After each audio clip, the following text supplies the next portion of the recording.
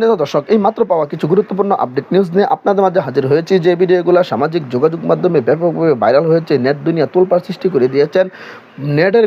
Net দুনিয়ায় ঝড়ের গতিতে ভাইরাল হচ্ছে এরকম নেট কাঁপানো কিছু টপিক আজকে আপনাদেরকে এই ভিডিওর মাধ্যমে দেখাবো। দর্শক, ভিডিওর মাধ্যমে আপনারা দেখতে পারবেন বাংলাদেশের রাজনৈতিক প্রেক্ষাপটের সর্বশেষ আপডেট। যে ভিডিওগুলো দেখলে আপনি রীতিমতো চমকে যেতে বাধ্য হবেন।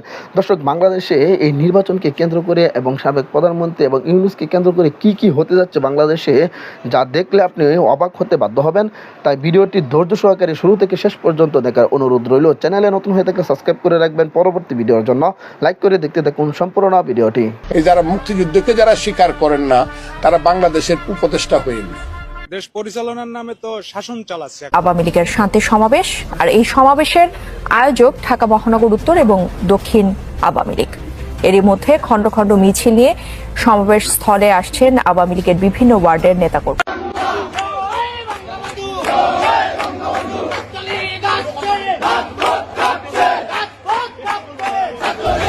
16 ডিসেম্বর বিজয় দিবসকে ঘিরে সারা দেশব্যাপী আওয়ামী লীগ এবং ছাত্রলীগ কঠোর আন্দোলনে নেমেছেন। তাদের প্রতিহত করতে মোতায়েন করা হয়েছে পুলিশ এবং সেনাবাহিনী। সকল বাধা অতিক্রম করে বঙ্গবন্ধুর আদর্শে বিশ্বাস করে তাণ্ডব মিছিল করেছে আওয়ামী লীগ এবং ছাত্রলীগ।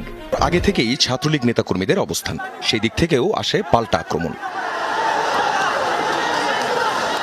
দুপক্ষের মধ্যে চলতে থাকে ধাওয়া পাল্টা ধাওয়া, ইটপাটকেল নিক্ষেপ, লাঠিসোঁটা নিয়ে চলে উভয় পক্ষের মারামারি।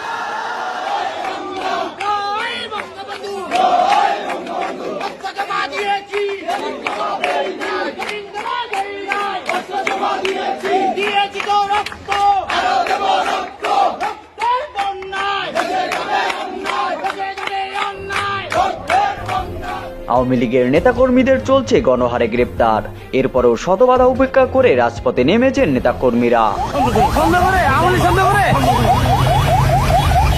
আওয়ামী লীগ সন্দেহে একজন নারীকে আটক করা হয়েছে এবং তাকে পুলিশের ভ্যানে তোলা হচ্ছে, এবং আরেকজনকে আমরা দেখতে পাচ্ছি যে তাকেও কিন্তু আটক করা হয়েছে, এবং পুলিশের ভ্যানের ভেতরে আরো দুজনকে দেখতে পাচ্ছি, এবং অন্য পাশে কিন্তু আরো দুজন রয়েছে। অর্থাৎ মোট জানানো হয়নি আসলে কেন তাদেরকে আটক করা হয়েছে, এবং আপনাদের সেই চিত্র দেখানোর চেষ্টা করছি জাতীয় স্মৃতিসৌধ থেকে। বিএনপি শেখ মুজিবুর রহমানকে জাতির পিতা হিসাবেই গণ্য করে এবং বঙ্গবন্ধুর আদর্শকে সম্মান করে বলে জানান বিএনপি নেতা। অন্যান্য দলের কথা আমি জানি না, কিন্তু বিএনপির তরফ থেকে আমরা কখনো বঙ্গবন্ধুকে সবসময় বঙ্গবন্ধু হিসাবে মানি, স্বীকার করি, স্বীকৃতি দেই এবং তার প্রতি আমাদের অসীম শ্রদ্ধা আজীবন থাকে। আওয়ামী লীগের নেতাকর্মীদের গ্রেপ্তার করার পরে অবশেষে সন্ধ্যার পর থেকেই দলে দলে রাজপথে নামছেন আওয়ামী লীগের নেতাকর্মীরা, যা ধীরে ধীরে বৃহৎ আন্দোলনের রূপ ধারণ করছে।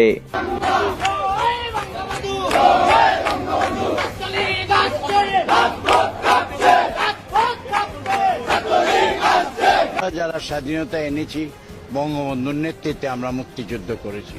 আওয়ামী লীগ এই মুক্তিযুদ্ধকে নেতৃত্ব দিয়েছে, কাজেই তাদের নেতা ওই আওয়ামী লীগের নেতৃত্বেই সেদিন 400-450 টাকা বেতনভুক্ত একজন কর্মচারী, সেনাবাহিনীর মেজর, সেও বলে যে আমি যুদ্ধ করছি। ঠিক আছে, মানলাম, যুদ্ধ কম না করুক, পাওয়া গেছে মাঝে মধ্যে দেখা গেছে, কিন্তু পাকিস্তানি এজেন্ট হিসাবে সে কাজ করেছে। তো তারা এই দেশটাকে তো মানতে পারে না, এই দেশকে মানতে পারে না। ওখানে ওদের কাছে কারা আছে? সব রাজাকার, আলবদর, স্বাধীনতা বিরোধী, ওদেরকে নিয়েই তো আপনার বিএনপি। আমরা ডিফেন্সে থাকবো, প্রতিরক্ষা। এর মধ্যে যদি তারা পালায় যায়, আমাদের করার কিছু নাই। তবে ওরা পালায় যাবে, বেশি দিন থাকতে পারবে না। অ্যাগ্রেসিভ রাজনীতি হয় না, মানুষ মেরে রাজনীতি হয় না, আগুন পোড়ায় দিয়ে রাজনীতি হয় না। মানুষ ওদের থেকে দূরে সরে গেছে। বঙ্গবন্ধুর বাড়িতে আজকে একটা পতাকা তোলার জন্য, কিন্তু সে সৌভাগ্য হয় নাই। প্রথমে এসে ঢুকতে গেছে, যখন আমাকে বাধাগ্রস্ত করছে তখনই তো আমার চোখে পানি এসে গেছে। হ্যাঁ, কারণ এটা তো আমার স্বাধীনতার উপর আঘাত করতেছে। আমি তো সবসময় চাইবো যেন মাননীয় প্রধানমন্ত্রী আবার দেশে আছে, মানুষের যে মৌলিক অধিকার এইগুলা কাইরে নিতেছে। আসলে দেশ পরিচালনার নামে তো শাসন চালাচ্ছে। আমরা যারা বঙ্গবন্ধুকে ভালোবাসি, আসলে শেখ হাসিনা অপরাধী হইতে পারে কিংবা আওয়ামী লীগের অন্যান্য নেতাকর্মীরা অপরাধী হইতে পারে, আসলে মানুষ তো আর অপরাধ করে নাই, বঙ্গবন্ধুর তো কোনো অপরাধ নেই এখানে। দর্শক, এবার আওয়ামী লীগের 2 কোটি কর্মী ঢাকার উদ্দেশ্যে রওনা দিয়েছে। এই মুহূর্তের সবচেয়ে বড় খবর দর্শক, দেখাবো আপনাদেরকে সেই ভিডিও ফুটেজ।